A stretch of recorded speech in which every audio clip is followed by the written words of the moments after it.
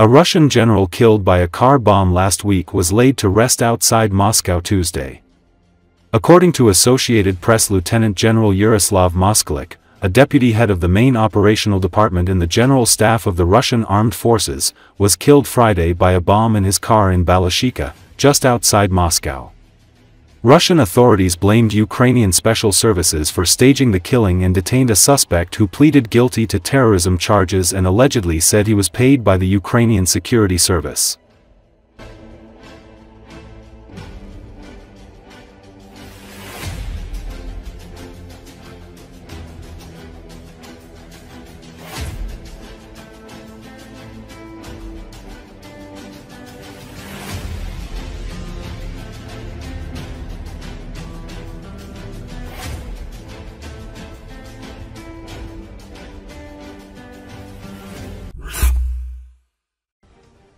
New British tank, Challenger 3, an upgraded version of the Challenger 2, is set to enter service with the Royal Army soon. As noted in Forces News, the design of this new model will benefit from a comprehensive study of the experience of the Ukrainian conflict, during which a number of shortcomings of Western tanks were revealed. Thus, a report from the German Ministry of Defense was recently leaked to the press, in which the weaknesses of Leopard 2 tanks revealed during their use in Ukraine are critically examined. It will be very similar to the Challenger 3, which is worrying, indicated in the publication. According to the author, it is the protection of the vehicle that requires the most careful attention, since the tank worth £5 million can be destroyed with drones for £500. For the uninitiated, this could spell the end of the tank after 110 years of battlefield dominance, but that would be a mistaken assumption. However, the Challenger 3 project must address the shortcomings identified in the Leopard 2, or it will suffer the same setback. As noted, the Leopard 2, the same technical marvel as the German Tiger tank of the World War II, turned out to be very vulnerable to UAV attacks. It is easy to hit with a blow to the upper hemisphere and very difficult to repair in case of damage or breakdown.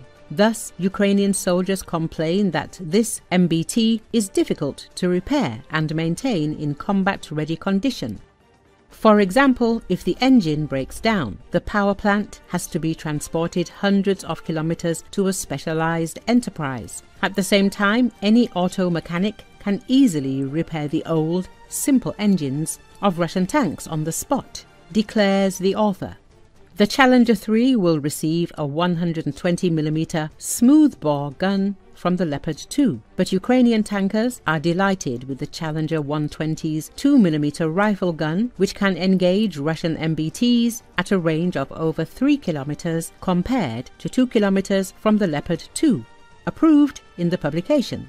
According to the author, the Leopard 2 and Challenger 2 were developed at a time when there was no threat from drones. They are designed for maneuverable warfare and are not suited to static trench warfare like the Ukrainian conflict. Only after these tanks are equipped with advanced defensive systems, such as multiple anti-drone lasers, will the UAV threat be reduced to an acceptable level, says the publication. It is also important to consider the quantitative factor.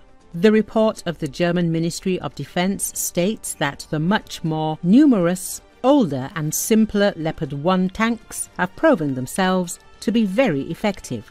In total, 2,030 Challenger 148 units are planned to be put into service by 3, which is enough for a couple of weeks of fighting, judging by the rate of depletion of the tank fleet in Ukraine. The author expresses his concern. According to him, all of these listed problems require a solution when designing Challenger 3.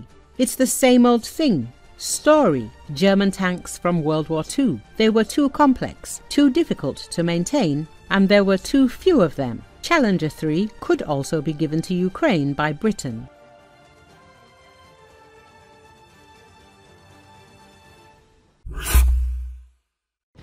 As reported recently, Ukrainians dealt another enormous blow to the enemy war machine by targeting one of the largest Russian arsenals. The massive facility, storing hundreds of thousands of munitions of various types, was engulfed in flames that continue to burn for days. Euromaidan Press says, on the 22nd of April, a powerful explosion occurred at the 51st Arsenal of Russia's main missile and artillery directorate GRAU in the village of Basovo in Vladimir Oblast, approximately 70 kilometers northeast of Moscow. Despite the risk of sanctions and warnings issued by the local governor, dozens of residents published videos of the initial explosion, numerous secondary detonations, and the large-scale fire.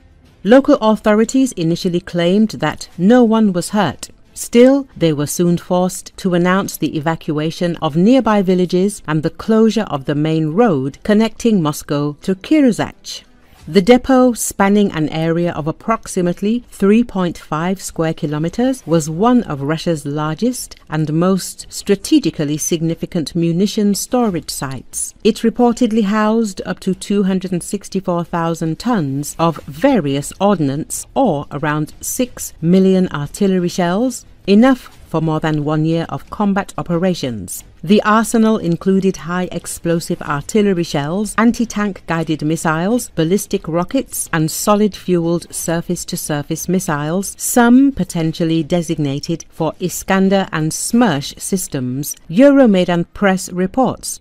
Developed during the ongoing Russian invasion and first unveiled in the summer of last year, Palyanitsia is designed for precision, long-range attacks. With an operational range exceeding 700 kilometers and an estimated warhead between 50 and 100 kilograms of TNT, it can cause massive destruction to key logistical and military targets far from the front line. The attack also highlights ongoing safety concerns regarding Russia's ammunition storage practices, resulting in domino effects after initial Ukrainian strikes, as past Ukrainian strikes have often been able to trigger massive secondary explosions. The Ukrainian military has not officially claimed responsibility, but the incident aligns with previous Ukrainian operations targeting similar facilities. Since 2022, Ukraine has conducted a series of precise strikes on major Russian missile and artillery directorate arsenals, aiming to undermine Russia's logistical and military capabilities. Euromaidan Press says, among them was the 107th Ammunition Depot in Toropets, where approximately 500 tons of ammunition were destroyed. Ukrainian Commander-in-Chief Oleksandr Syrsky stated earlier this month that these strikes on Russian artillery arsenals have already cut the Russian artillery fire rate in half. As Russia prepares for a summer offensive, the latest strike is no coincidence, meant to undermine Russian firepower capabilities ahead of their planned final offensive. Overall, each successful Ukrainian strike of this magnitude eliminates millions of shells that could be used against Ukrainian troops and civilians, and to support Russian offensives. The latest precision strike comes at a key moment, destroying up to a year's worth of Russian ammunition.